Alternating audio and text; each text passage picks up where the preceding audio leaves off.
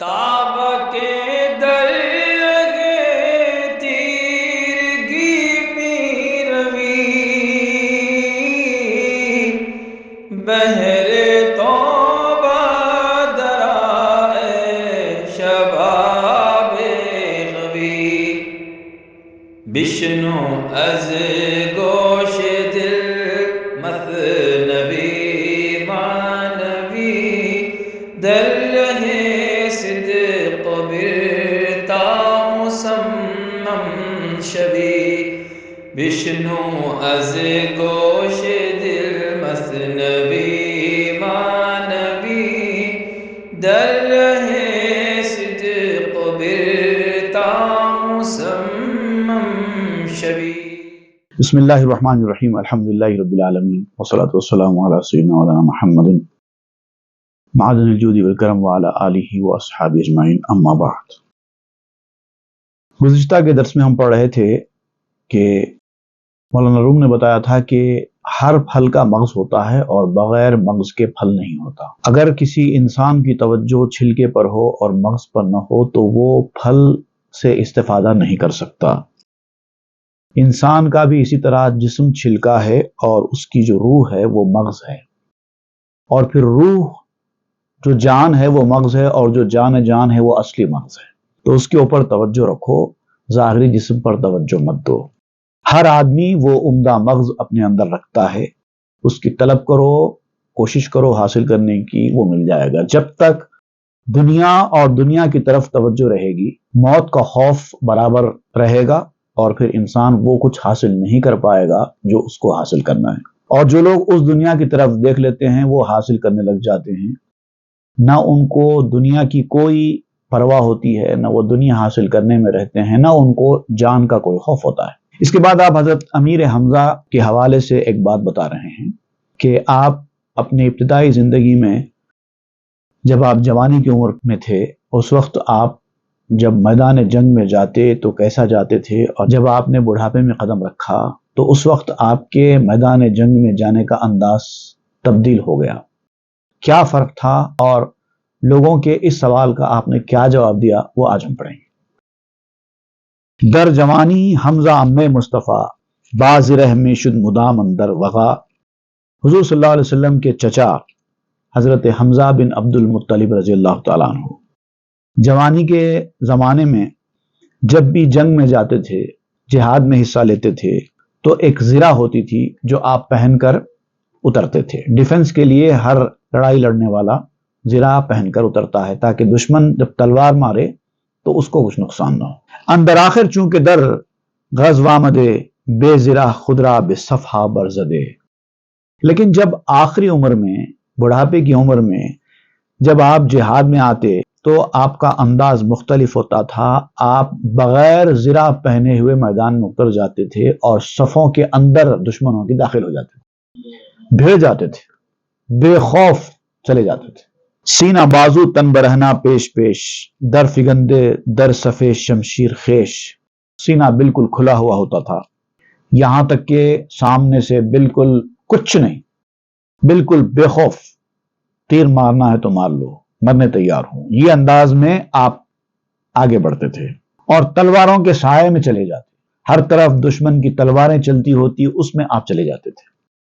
خلق پرسیدند کہ ام رسول، اے حزبر صف شکن شاہ فہول۔ تو لوگوں نے دریافت کیا کہ اے رسول اللہ صلی اللہ علیہ وسلم کے چچا، آپ تو صفوں کو شکست دینے والے ہیں، شیر ہیں، بہادروں کے بادشاہ ہیں، یہ تو ہم جانتے ہیں، لیکن ایک بات ہماری سمجھ میں نہیں آئی۔ نیت لا تلقوا بایدیکم الی تہلکہ خاندیز پیغام خدا۔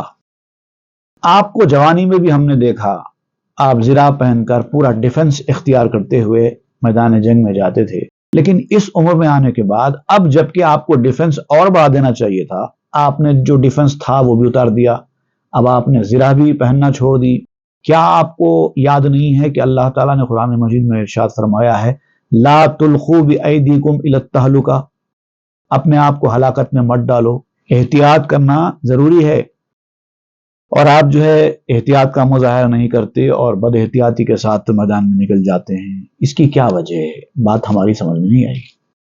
پس چرا تو خیش را در تہلکہ می در اندازی چنی در مارکہ، آپ ہم کو بتائیے کہ آپ اس طرح اپنے آپ کو ہلاکت میں کیوں ڈالتے ہیں جبکہ یہ میدان جنگ ہے، یہاں پر پوری احتیاط کے ساتھ جانا چاہیے۔ چوں جواں بودی و زفت و سخت زہ تو نمی رفتی سوئے صف بے زرہ، جبکہ ہم نے آپ کو جوانی میں دیکھا ہے، اس وقت جبکہ آپ بہت مضبوط تھے، بھاری تھے، سخت کمان کی طرح تھے، اس وقت آپ جب کافروں کے بیچ جاتے تو پورے احتیاط کے ساتھ زرہ پہن کر جاتے تھے اور بغیر زرہ جاتے نہیں تھے۔ اچانک یہ تبدیلی کیسے؟ اس کی کیا وجہ ہے؟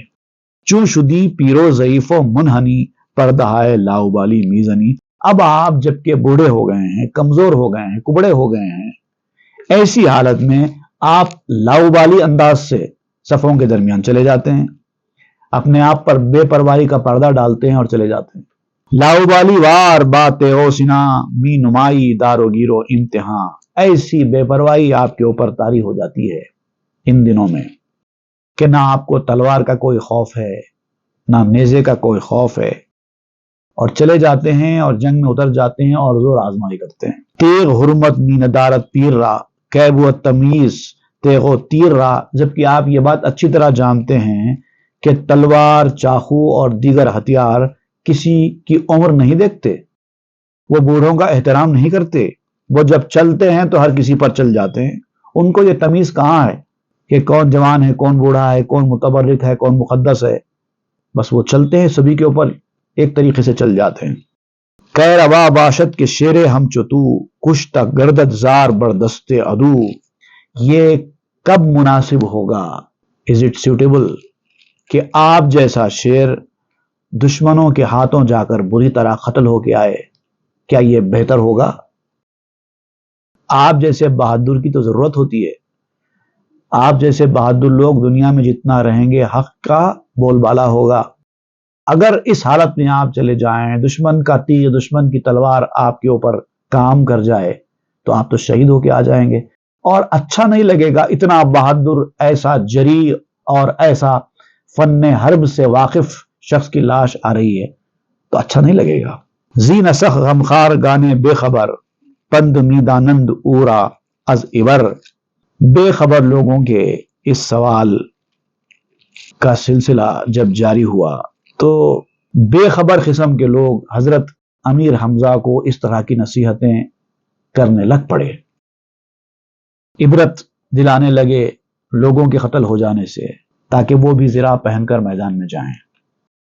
اب ان لوگوں کو حضرت امیر حمزہ اپنا جواب دیتے ہیں۔ گفت حمزہ چونکہ بودم من جواں مرگ می دیدم ودائے ای جہاں، آپ کہتے ہیں کہ میں جب جوان تھا، دنیا کسی درجے میں میرے اندر بسی ہوئی تھی، تو دنیا کو چھوڑنے کو میں موت سمجھتا تھا، اسی لیے زرہ پہن کر جاتا تھا۔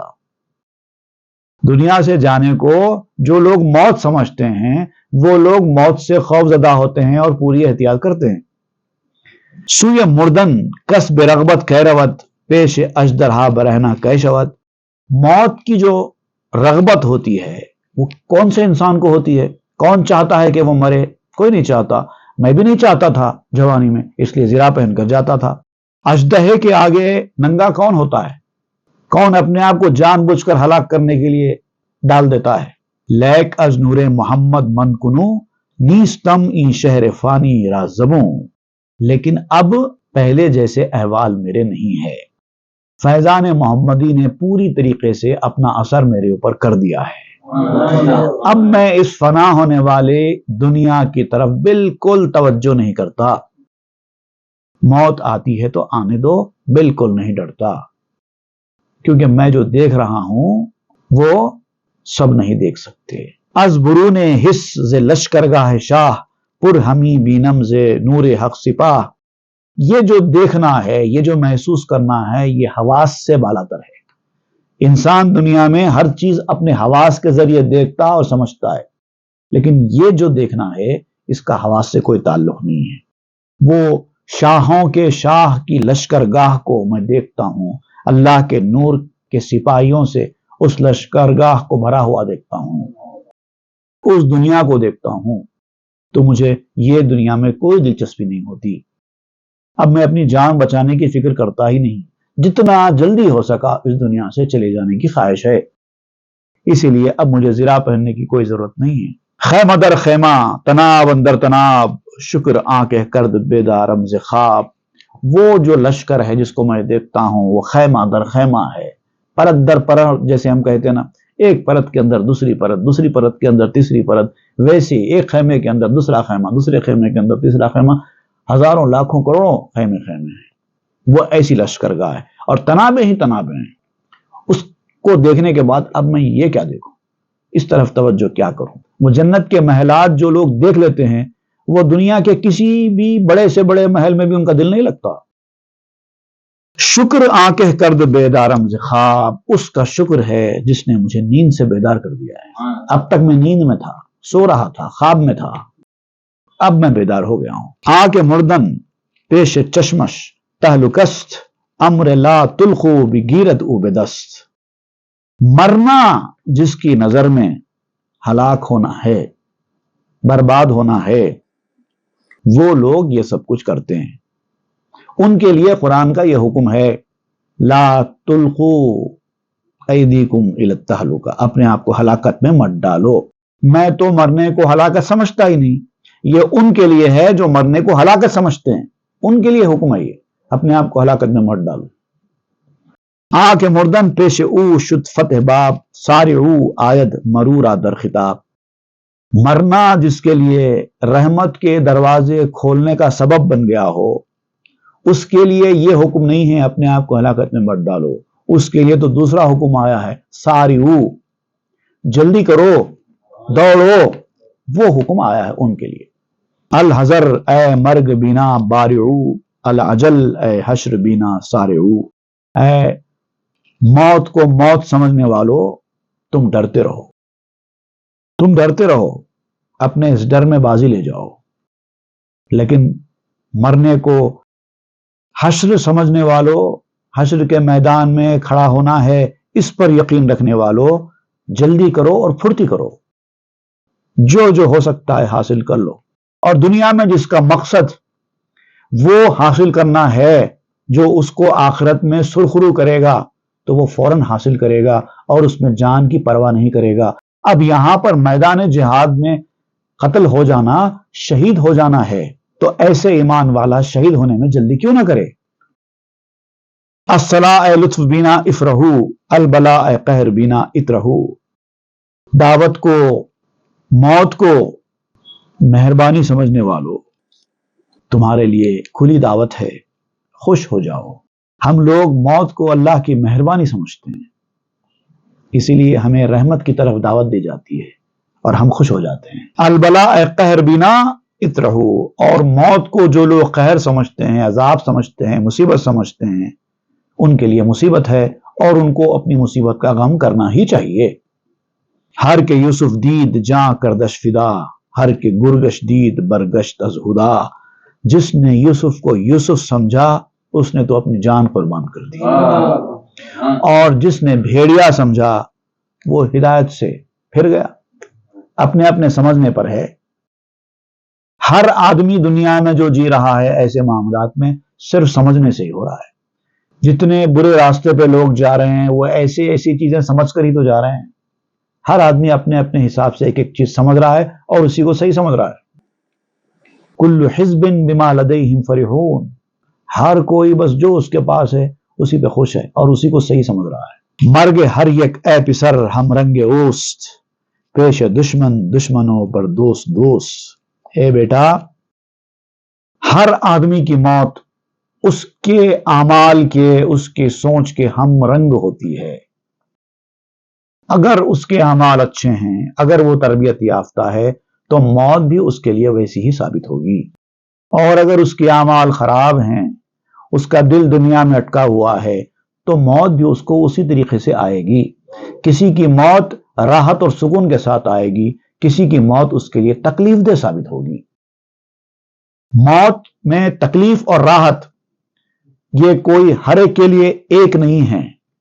بلکہ اس کے ایمان، اس کے اعمال اور اس کی سوچ، یہ سب کا اثر ہوگا موت پر۔ کسی کے لیے موت راحت ہوگی، کسی کے لیے موت مصیبت ہوگی۔ دشمن کے سامنے دشمن اور دوست کے لیے دوست، یہ ہے موت۔ پیش ترک آئینہ راہ خوش رنگی است، پیش زنگی آئینہ ہم زنگی است۔ اب ایک مثال دیتے ہیں آپ کہ ایک آدمی آئینے کے سامنے کھڑا ہے تو آئینے کو دیکھ کر خوش ہوتا ہے یا افسردہ ہو جاتا ہے؟ اب یہ آئینے کے اوپر منحصر نہیں ہے کہ اس کو خوش کرے یا افسردہ کرے، غمگین کر دے، بلکہ اس آدمی کی صورت پر منحصر ہے۔ اگر وہ خوبصورت ہوگا تو اپنے آپ کو دیکھ دیکھ کر خوش ہوگا، اسی آئینے میں جب بدصورت آدمی اپنی شکل دیکھے گا تو وہ افسردہ ہو جائے گا۔ تو اس میں آئینے کا کوئی قصور نہیں ہے، بلکہ دیکھنے والا جیسا ہوگا اس کا عکس ویسے ہی پڑے گا۔ آنکھ می ترسی ز مرگ اندر فرار، ترستس خیشست اے جاں ہوشدار۔ تم جو موت سے ڈرتے ہو، ڈر کر بھاگتے ہو، تو یہ جو ڈر ہے موت کا، اصل میں یہ موت کا ڈر نہیں ہے، یہ ڈر خود اپنے آپ کا ہے۔ تم ایسے ہیں اسی لیے ڈر رہے ہیں، اگر اچھے ہوتے تو موت سے نہیں ڈرتے۔ زشت روئے تست نئے رخسار مرگ، جان تو ہم چون درختو مرگ برگ۔ تمہارا چہرہ جو ہے بھدا اور خراب ہے، موت کا رخسار خراب نہیں ہے۔ تمہارا چہرہ اس آئینے میں دکھائی دے رہا ہے۔ اگر تمہارے اعمال برے ہوں گے تو موت تمہارے لیے خراب ہوگی، اگر تمہارے اعمال اچھے ہوں گے تو موت تمہارے لیے راحت ہوگی۔ اس کی مثال آپ دے رہے ہیں کہ جھاڑ اور پتا، جھاڑ کے اوپر اسی جھاڑ کے پتے آتے ہیں، دوسرے جھاڑ کے پتے نہیں آتے۔ جھاڑ جیسا ہوگا پتے ویسے ہی ہوں گے۔ استو رستست ار نکویست ار بدست، ناخوش و خوش بر ضمیرت اس خودست۔ جیسے پتے جھاڑ سے اگے ہیں، اگر جھاڑ خراب ہے تو پتے بھی خراب ہیں، اگر جھاڑ اچھا ہے تو پتے بھی اچھے ہیں۔ یہی حال انسان اور اس کی موت کا بھی ہے، اور اسی حساب سے موت کسی کو اچھی لگتی ہے، کسی کو بری لگتی ہے۔ گر بخار خستئی خود کشتئی، ور حریر و خزدری خود رشتئی۔ اگر تم کانٹے سے زخمی ہوئے ہو تو کانٹے کو برا مت کہو، کیونکہ یہ کانٹا تم ہی نے تو بویا ہے۔ اگر تمہاری موت خراب ہو تو اس خراب موت سے کیوں ڈرتے ہو؟ تمہارے ہی اعمال کی وجہ سے موت خراب ہوئی ہے، تو موت سے ڈرنا کیا ہے؟ اپنے آپ سے ڈرو نا۔ جس چیز کی وجہ سے تم کو یہ کانٹا چبھا ہے وہ تو تم ہی ہو۔ اگر تمہارے اعمال صحیح ہوتے تو موت سے ڈرنے کی کوئی ضرورت ہی نہیں تھی۔ تم نے کانٹے بوئے ہیں، اسی لیے تو کانٹا چبھ رہا ہے۔ اگر تم حریر اور خزدری کے کپڑے میں ہے، تیرے جسم کے اوپر حریر اور خزدری کا کپڑا ہے، حریر کہتے ہیں ریشم کو اور خزدری کہتے ہیں پشمینہ، ایک ہوتا ہے سیٹن اور ایک ہوتا ہے سلک۔ اگر یہ کپڑے تمہارے اوپر ہیں تو اس کا مطلب یہ ہے کہ تم ہی نے خریدے ہیں، تمہارے ہی وجہ سے ہیں، تم نے ہی اس کو کاٹا ہے۔ جو آدمی دنیا میں کرتا ہے اسی انداز کی چیز پہنتا ہے۔ غریب آدمی کہاں سے پہن سکتا ہے سلک اور سیٹن جیسے قیمتی کپڑے؟ غریب آدمی کو میسر نہیں ہے۔ اگر آپ کو میسر ہے تو اس کا مطلب آپ دنیا میں کچھ کمائے ہیں، اس لیے آپ کو میسر آئے ہیں۔ تو جیسے دنیا میں تمہاری محنت اور تمہاری جستجو، تمہاری لگن کے اثرات تمہارے لباس پر، تمہارے کپڑوں پر پڑتے ہیں، پیسے والا آدمی اچھی زندگی گزارتا ہے، غریب آدمی معمولی زندگی گزارتا ہے، اس کی کمائی کا ہی انحصار اس کی زندگی پر پڑتا ہے نا، ویسے ہی انسان کے اعمال کا انحصار ہی اس کی موت کے اوپر پڑتا ہے۔ لیک نبوت فیل ہم رنگ جزا، ہیچ خدمت نیست ہم رنگ عطا۔ البتہ یہ بات ہے کہ عمل کی جزا جو ہوتی ہے وہ عمل کی ہم رنگ نہیں ہوتی، ایک جیسی نہیں ہوتی۔ عمل الگ ہوتا ہے، اس کی جزا ظاہری شکل و حیت میں الگ ہوتی ہے۔ ہیچ خدمت نیست ہم رنگ عطا، کوئی خدمت گزاری بھی، کوئی نیکی بھی بخشش کی طرح ہم رنگ نہیں ہوتی۔ خدمت الگ جاتی ہے، اس کا صلہ الگ سٹائل میں ملتا ہے۔ اب یہ کیا ہے؟ یہ دونوں میں کیا فرق ہے؟ کیا بات؟ عمل کی جزا عمل کے ہم رنگ نہیں ہوتی، خدمت گزاری کا صلہ بخشش کے ہم رنگ نہیں ہوتا. یہ ساری باتیں جو کہی جا رہی ہیں اس کو آپ اور کھول کر سمجھائیں گے مثالوں سے.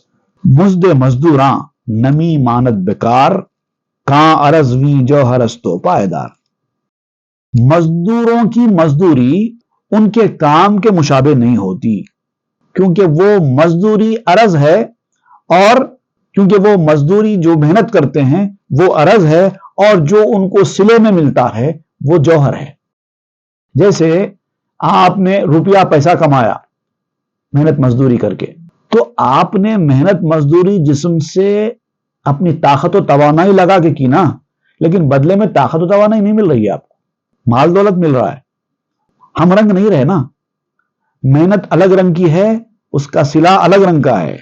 ہما سختی و زورستو عرق وی ہما سیمستو ذرستو طبخ. یہ جو آپ محنت کر رہے ہیں اس کے اوپر آپ کی سختی لگی ہے، آپ کو جو تکلیف ہوئی ہے وہ ہوا ہے، آپ کی طاقت استعمال ہوئی ہے، آپ کا پسینہ بہا ہے، تب جا کے آپ نے محنت کی ہے. تو کیا کیا لگا؟ آپ کا سختی، مشقت آپ نے برداشت کی، آپ نے اپنی طاقت و توانائی لگائی، اور آپ نے اپنا پسینہ بہایا. یہ چیزیں آپ نے لگائی، اور آپ کو ملا کیا؟ وی ہما سیمستو زرستو طبخ. آپ کو ملا سونا، چاندی، پیسہ، یہ چیزیں ملی جواب میں. تب آپ دیکھیے عمل الگ ہوا اور اس کا صلہ الگ ہوا. ہم رنگ نہیں رہے، لیکن جتنی محنت کریں گے صلہ وہ حساب سے ملے گا، اگرچہ کہ ہم رنگ نہیں ہوگا. گر ترا آیت ز جائے تہمتے کرد مظلومت دعا در محنتے. اگر تمہارے اوپر کسی نے کوئی تہمت لگا دی، کوئی الزام لگا دیا، کسی نے آپ کے اوپر کوئی جھوٹا الزام لگا دیا، اب آپ کہیں گے کہ بھئی میرے اوپر تو جھوٹا الزام لگا ہے، میں نے تو ایسا کیا نہیں تھا. کرد مظلومت دعا در محنتے. اب ایسا کیوں ہو گیا میرے ساتھ کہ میں نے جو کام کیا ہی نہیں، لوگوں نے اس کا الزام میرے اوپر لگا دیا، اور بعض لوگوں نے یقین بھی کر لیا جبکہ میں نے وہ کیا ہی نہیں. تو یہ تو ناانصافی ہو گئی. نہیں، ناانصافی نہیں ہوئی. آپ کہتے ہیں کہ یہ بھی ناانصافی نہیں ہوئی. ہم رنگ نہیں ہوا. آپ نے کسی مظلوم کو ستایا تھا، کبھی اس نے بد دعا کی تھی، اس لیے یہ ہوا. آپ سمجھ میں آ گیا آپ کو؟ ہم رنگ نہیں ہوتا، بدلا کبھی ہم رنگ نہیں ہوتا. کبھی اس وقت آپ کو اس کی سزا نہیں دی گئی جس وقت آپ نے کسی مظلوم کو ستایا تھا، اس وقت اس نے آپ کے لیے بددعا کی تھی، اس وقت فوری اس کی بددعا قبول نہیں کی گئی، آپ کو اس کی سزا نہیں دی گئی. اس انداز سے دی جا رہی ہے جبکہ آپ نے کیا ہی نہیں تھا، اس کا الزام آپ کے اوپر لگایا جا رہا ہے. تو وہ ناانصافی نہیں بلکہ الگ رنگ میں دی گئی ہے سزا. رنگ بدل جاتا ہے. تو ہمیں گوئی کہ من آزاد ام برکسے من تہمت نہ نہادہ ام. اور آپ کہتے ہیں کہ میں تو بے قصور ہوں، مجھ پر غلط الزام لگایا گیا ہے، مجھ پر تہمت رکھی گئی ہے، میرے ساتھ ناانصافی ہو رہی ہے، اور ہم یہی کہتے جاتے ہیں. ہم وہ بھول جاتے ہیں جس برائی کی سزا ہم کو شکل بدل کر دی گئی ہے، وقت کے بعد دی گئی ہے، ہم پرانی چیز کو بھول گئے، پرانے وقت کو بھول گئے. اس لیے آپ کو ایسا لگ رہا ہے کہ آپ کے ساتھ ناانصافی ہو رہی ہے، آپ کے اوپر تہمت لگائی جا رہی ہے، حالانکہ وہ اس کا بدل ہے. تو گناہے کر دئی شکل دیگر دانا کشتی دانا کہ ماند ببر. تو نے جو گناہ کیا تھا وہ دوسری صورت کا تھا، اور بدلہ دوسری صورت کا دیا جا رہا ہے. تو نے دانا بویا ہے، سیب کا بیج آپ نے زمین میں بویا تو سیب ہی اگے گا. صحیح ہے؟ یاد رکھیے ایک اور مثال آپ دے رہے ہیں. اگر سیب کا بیج آپ نے زمین میں بویا تو کوئی اور پھل نہیں اگنے والا، سیب ہی اگے گا. لیکن آپ بتائیے دانے میں اور سیب میں کیا مشابہت ہے؟ دانا بالکل چھوٹا سا الگ ہی انداز کا ہوتا ہے، سیب بڑا سا الگ ہی انداز کا ہوتا ہے، ان دونوں میں کوئی مماثلت نہیں ہے، اور وہی دانا سیب کا جھاڑ اگا رہا ہے. او زنا کر دو جزا سچو بود گویا دو من کے زدم کسرا بیعود. اسی طریقے سے جب کوئی بندہ زنا کرتا ہے تو شریعت نے اس کی سزا ہے 100 درے مارنا. زنا کرنے والے غیر شادی شدہ آدمی کی سزا ہے کہ اس کو 100 کوڑے مارے جائیں. شادی شدہ آدمی کے زنا کرنے کی سزا تو اور اس سے خطرناک ہے. تو اب آپ کہیں گے کہ میں نے جو گناہ کیا ہے اس سے اس سزا کا کیا تعلق ہے؟ اگر میں نے کسی کو کوڑے مارے تھے تو جواباً مجھے کوڑے مارے جائیں، ٹھیک ہے، لیکن اس سے اس کا کیا تعلق ہے؟ یہ الگ گناہ ہے، وہ یہ الگ جزا ہے۔ میں نے کسی کو درے کب مارے، کوڑے کب مارے، مجھے کیوں کوڑے مارے جا رہے ہیں؟ میں جزائے آ زنا بودھی بلا، چوب کے ماند زنارا در جزا۔ آپ یہی بات یہاں پر کہہ رہے ہیں کہ یہ زنا کی ہی سزا ہے، لیکن اس کی صورت مختلف ہے۔ کہا گیا ہے کہ جو غلطی انسان کرتا ہے اس کی جزا اس کو ضرور ملتی ہے، مگر اس کی شکل بدل جاتی ہے۔ اگرچہ کہ درے زنا سے کوئی مماثلت نہیں رکھتے، ان کا ظاہری طور پہ کوئی تعلق نہیں ہے۔ مار کے ماند اسارا اے کلیم، درد کے ماند دوارا اے حکیم۔ موسیٰ علیہ السلام نے جو عصا زمین پہ ڈالا تو سانپ بن گیا۔ آپ کہتے ہیں کہ سانپ میں اور عصا میں کیا مشابہت ہے؟ وہ تو لکڑی کا ٹکڑا ایک الگ ہی چیز ہے، یہ سانپ ایک الگ ہی چیز ہے۔ چلو کوئی چھوٹے جانور کو بڑا جانور ہی کر دیتے، کوئی زمین پر چلنے والے کیچوے کو سانپ بنا دیتے، یا کسی سانپ کو اژدہا بنا دیتے تو بات سمجھ میں آتی تھی۔ لکڑی سے اژدہے کا کیا تعلق ہے؟ مشابہ نہیں ہے، لیکن ایسا ہوا۔ اب کیوں ہوا؟ آپ کہتے ہیں کہ اے کلیم سانپ لاٹھی سے مشابہ نہیں ہے، پھر ایسا کیوں ہوا؟ تو پھر آپ کہتے ہیں کہ اے حکیم درد دوا سے مشابہ کہاں ہے؟ سر میں درد ہو رہا ہے تو گولی دی جا رہی ہے، گولی کدھر، سر کدھر؟ کوئی مشابہت نہیں ہے سر کو گولی سے۔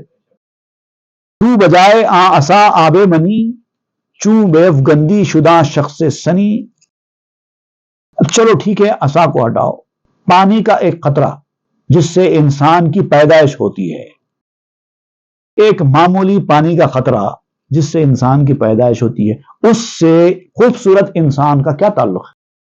وہ ایک قطرہ ایک خوبصورت انسان بن کر کیسے پیدا ہوتا ہے؟ اس سے اس کو کیا مشابہت ہے؟ یار شد یا مار شد آب تو زاں عصا چونست ایجاب تو۔ وہی تیرا نطفہ تھا، یا تو یار بنا یا تو مار بنا۔ مار کہتے ہیں سانپ کو، فارسی میں مار کہتے ہیں سانپ کو۔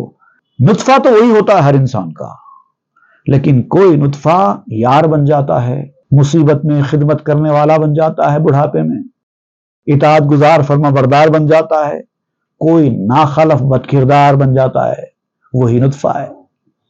کبھی یار بنتا ہے، کبھی مار بنتا ہے۔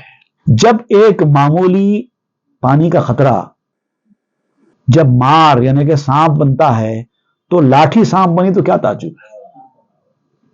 ہیچ ماند آب فرزن برا، ہیچ ماند نے شکر مرخند را۔